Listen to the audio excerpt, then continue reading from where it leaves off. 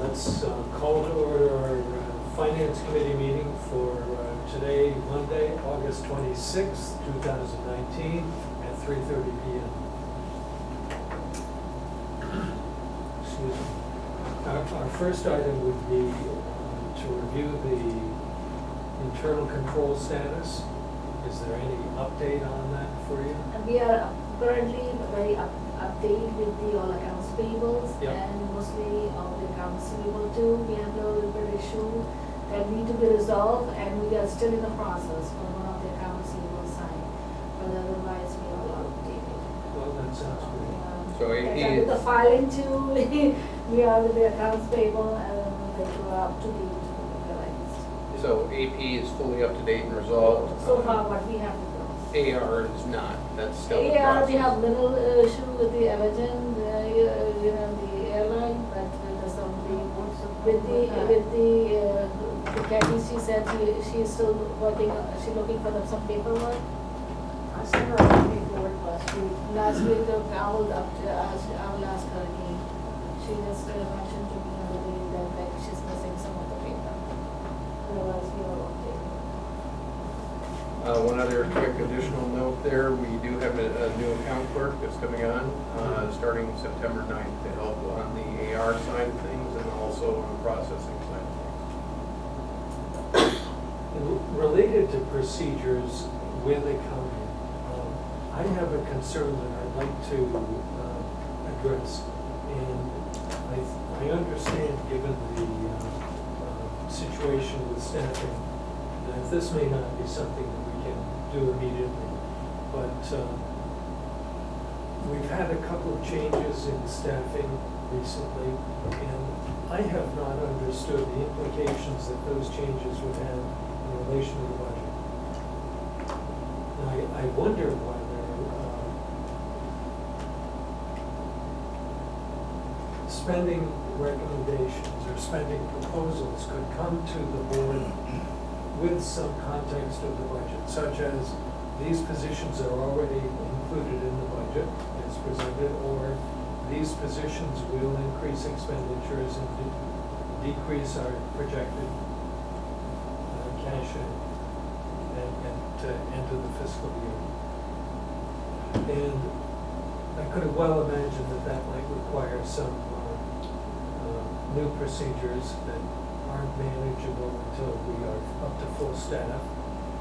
But I could also imagine that you might know the answer to those questions when you present proposals.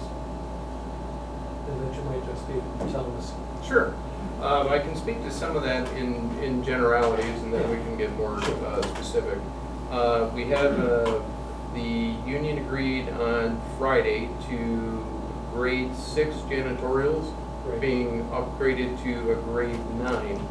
That is jumping 2 levels, so that is about $3,000 per. Mm-hmm. That was not envisioned in the budget, so there's basically $6,000 on that side. Mm-hmm. There is the new accounts receivable clerk that is coming on board September 9th.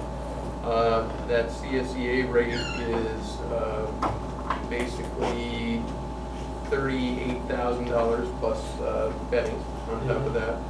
Yeah. And then you have the grade 12 at the airport, the individual that is starting on September 3rd. Mm-hmm. That grade 12, I'm a little rusty on what that is, but I want to say that's about $45,000, $48,000 in that ballpark. What percentage of wages would be a useful number for me to consider the benefits would Depending on what the individual employee picks, it can be anywhere from 38 up to a high of 54 cents on the dollar. So that kind of puts you in the ballpark. And somewhat related, although I think it's really a different question, I would be enormously informed, better informed, I think, if we had a rolling multi-year projection. I talked with Jim when he was here, and I've seen a sketchy multi-year projection. I say sketchy just because it's not broken down by expense accounts, but rather by department totals. And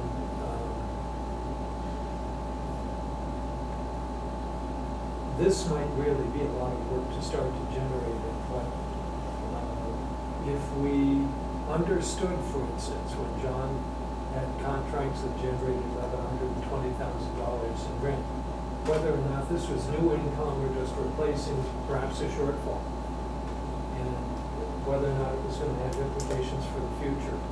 Or when we talked about adding a position or changing grade on a position, we'd like to be able to see what that Yeah, means how that for fits into the another picture. year or another 2 years or something like that.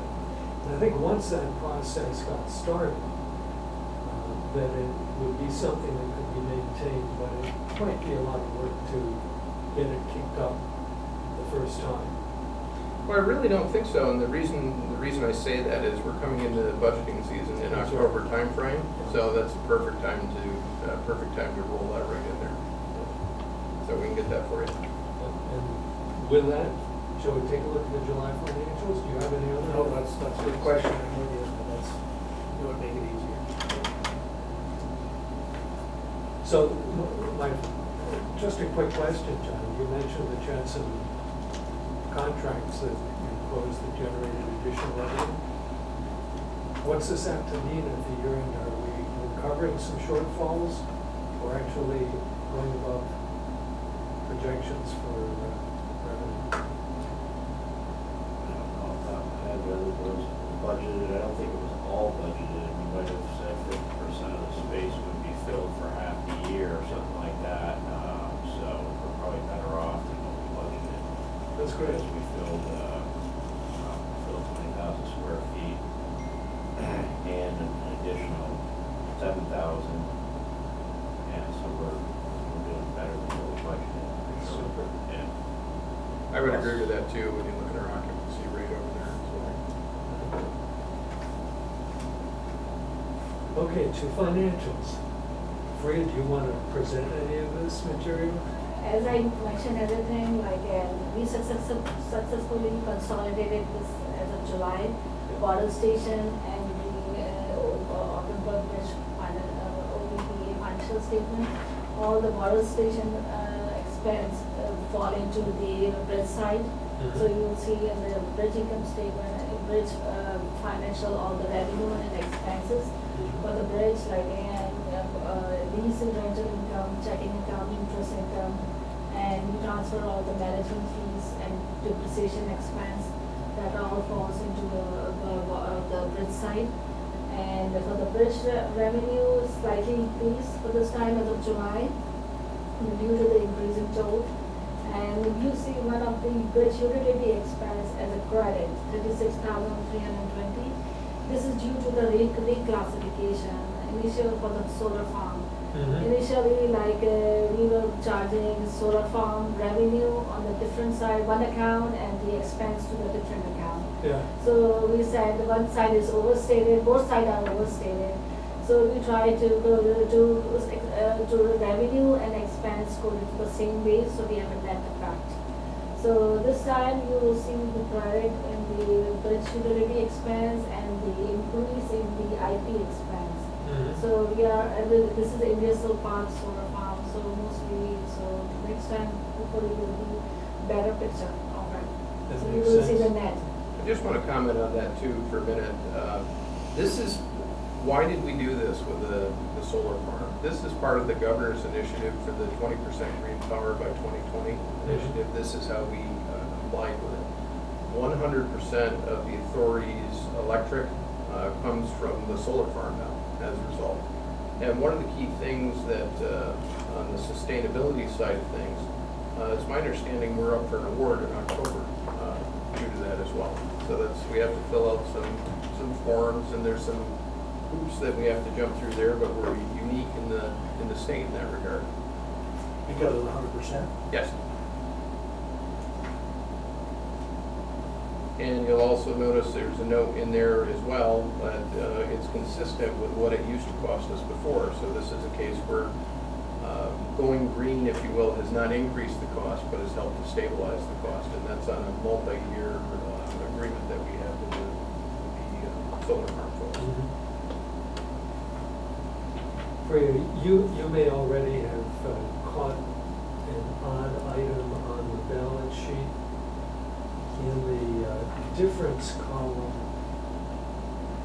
both for current year and prior year, under liabilities on the balance sheet. Right. So we made one payment, like we made a bond payment in the AP side, if you notice, like we made a bond payment this year. This month, 75,000, and principal, bond principal payment is 75,000 and $15,000, and altogether is $90,000. We made a bond payment, and accrued interest is $185,000 total. We have the two bonds, 2017 series bond, and one is originally initiated for $633,000, and the other one is taxable bond is $230,000.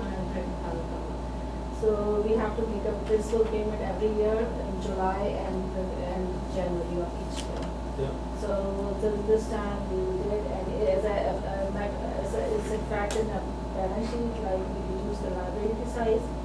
And if you see the gap bond payable is reducing the liability for $90,000. So it's because of the bond payment we did. Let me just direct, if I could, a question to another issue. In the difference column under liabilities, capital net assets, there are several items where it looks as if the formula was just deleted, they're blanks. Right, we normally do the payments every month, like the key days, we have e-transfer keys for the bridge toll booth, so we have expense for that. Every month we do the payment, and we have to record it as like we paid the lease. So you see the $2,394 is showing that we made a payment for it. Can I show you what I'm interested in? You're referring all the way down to the bottom of the page, correct? No, in the middle, In the middle, 00, post-retirement revenue. there are blanks in here, Which one is balance sheet? right here. Right, so this is the current portion of, this is the one time, we do only once a year. What we do, we have for example, we have $100,000 total liability. And towards the end of the year, we do like 20,000 is the current month liability. So we move from the long-term liability to the current month liability. And this is you see like only adjustment only once a year, a current portion of Sure. long-term plan, and we do towards the end of the year, how much is the liability. OBPA is right now is $928,000. So, This makes sense to me, but the point that I want to make is that by not including the difference in this right, column. because we The- don't have any difference. Wait a second, please. The sum total of differences here is not accurate. Yeah, let's take a specific line item as an example. Let's look at liabilities, capital net assets for you. Let's look at security deposits. Right. Security deposits for Okay, and this is a OBPA blank, maybe the 188 difference formula is. versus right, 200, so there's a Right, formula. it should be filled out. It's just a formula Yeah, formula should issue be plugged in. with the net effect Yeah, that that's the bad. I didn't notice change in that. total liabilities Yeah. is not accurate. Right, And right. these are not critical changes, but Right, I suppose, I just followed the Jim's spreadsheet, I didn't pay attention to the difference, I was focused on the actual number. yes, I'll this just is plug the number. We can get that corrected for you. absolutely Right. fine by me. Right, now I will just focus on my actual number. Yes. And I say, I should be able to focus on that, I will just print next time. I have a couple of specific questions. Do you want to lead Security deposit, lead any right. questions? No, because I just didn't understand the debt thing she explained. Okay. On the consolidated income statement, the draft statement,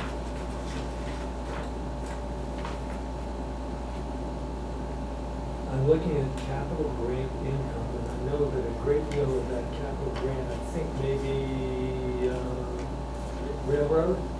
Right, it's coming and it's coming, next one is it posted as a, I looked up the date, periods, is August 2nd, first week of August, and the next one is coming 8/22. So it's in the, it will be in the August financial. So It will be you coming. anticipate that they Yes, bring yes, in. I was trying to, I said, why is it, it's a zero, but when I check the dates, when we receive the grant, so it's like a first week of August, 8/2, and 8/22, so it's Sure. like. So this one is a timing issue? for you? Timing issue. Okay, thanks. So, and most of the time when we voucher them, I was like, we have to extend $10,000 and $40,000 something. And I said, okay, I should be recording it, but when I look up the vouchers and the signature, so it's for the August. Yeah. So, Wait, There's something else related to this as well. We have instituted a new procedure here at the authority. When we submit something for vouchering, we're logging it, and we're also recording it when it goes out, when it comes in, and what any differences are in there. So we now have a schedule that we can see, like we were talking about before, to get a better handle on what those items are. Wade, let me just ask of you if I may, the fiscal year-to-date budget under capital green income showed $1,000,003 budget in green income and 100,000 received year-to-date. Is this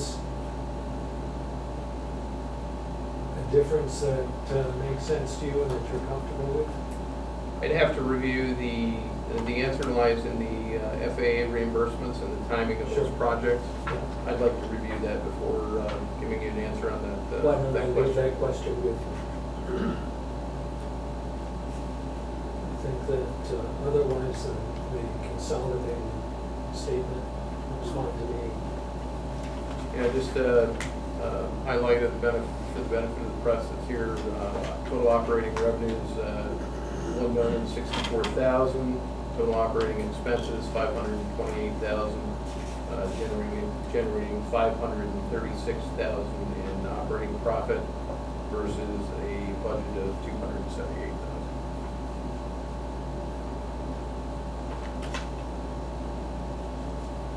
I think you've answered my question about utilities. I had a note on that. And we've talked before about professional fees. I'm looking now at the income statement for the port. And professional fees are running over budget, but as I understand it, those really, to some degree, reflect the uneven work with the windmill project at the port.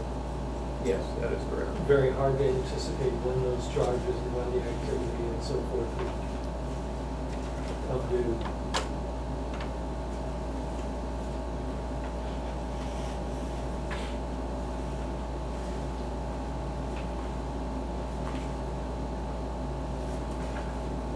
So Chris, I just want to backtrack here for just a minute if I may, just make sure I've got the two action items. I've got a request for rolling multi-year projection as part of budgeting, and also a deep dive into the capital grant, full explanation on that line item. Those things would be good information.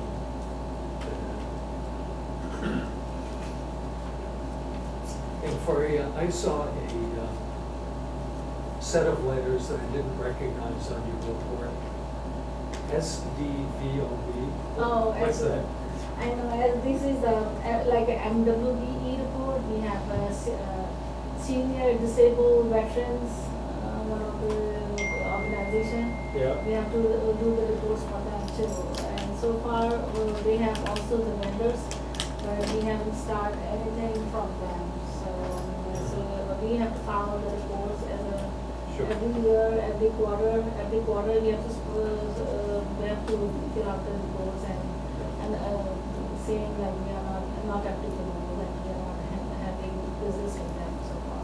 Yeah. So we have MWBE and this is SDVOB, Veterans Disabled. Yeah.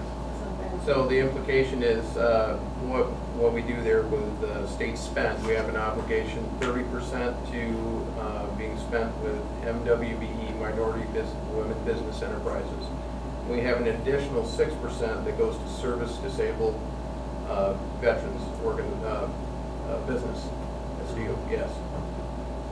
So for a total of 36 cents out of every public dollar goes to those two types of spending. And State contracts excluded, and there's other things that are excluded in there. I understand that those sorts of goals are certainly goals. Are they rigid in the sense that if we advertise and ask for it, take the steps that you could do to elicit that kind of contractor, and don't get to those numbers, are we in trouble? We have to meet those goals by New York State executive order, and we do our best to meet those goals. When we don't, we request an exemption, and also when we don't, we make an effort to make sure that we try as best as we can. That's right. I think that if they take a look at the effort, and I mean, a goodwill, a good faith effort, that's appreciated if they do that, because sometimes, well, this is not the most pluralistic part of New York State. It might be difficult sometimes to fill some of those goals. Yes, and that's why you'll see some things like our insurance, for example, is billed through Transrail Associates. That's an MWBE insurance firm. Those type of things. Out of New York. I didn't hear you. Out of New York City, yeah. Yes, yes. Sure. I have a question on the airport, and it's mostly in just regards to tracking. As I look at the whole statement, I'm trying to figure out the impact that SkyWest is having on us. So we compare ourselves to budget, and I realize those numbers were changed, to reflect the change. But how do we keep, how do we keep a track if we're, and this would only be what, the first or second month of that, maybe? When would we have seen Skyway? This would be the second or third time that it would show up in the financials.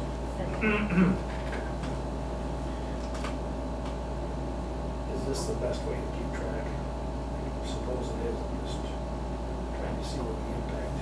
Yeah, It's very hard So to sort budget- that out compared to whether we budgeted right or not. I can speak to some of those assumptions. In the budget, we went with the load factor that was assumed by SkyWest at 48%. Actual load factor has gone from 35 to 50 to 64. I haven't seen what the new ones are for August yet. Several of the flights have been oversold this month, so it's really positive on that side of things. You're also seeing it bolster our passenger fare charge line as well. And when you marry the SkyWest activity up against our rates and charges, there is an additional benefit there that was not contemplated in the budget. So we got most of the assumptions in there, but there's been upside due to SkyWest being here. That is offset on the expense side. Again, being a security-related issue, I won't go into a lot of details on the record, but that has been offset by increased security-related fees. We are working to adjust the minimums.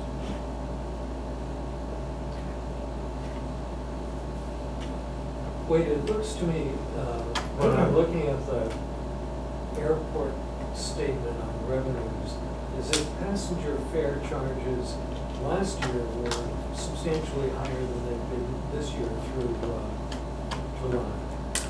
Yes. Why is that? Allegiant ran a little later into the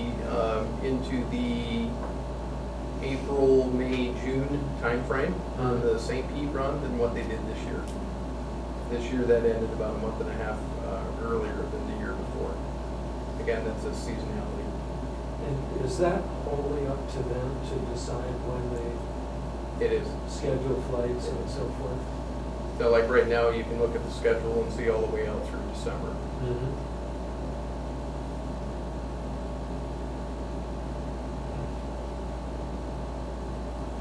It seems hardly fair. When you have to maintain and run an airport, right? Yeah. So we're pretty close to being in the black this month, which is a real testament to the leadership at the airport. Good job. Good job, Stephanie. Yep. I'm staff. Do we have any other questions? Any other business that we should address as part of the meeting?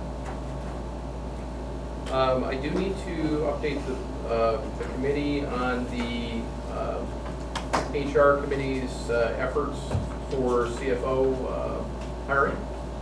So there's We should do that in is a executive session. need for a brief executive session.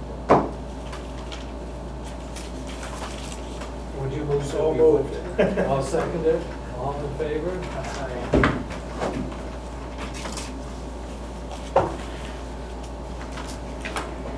Steve, did you have something? Just for me,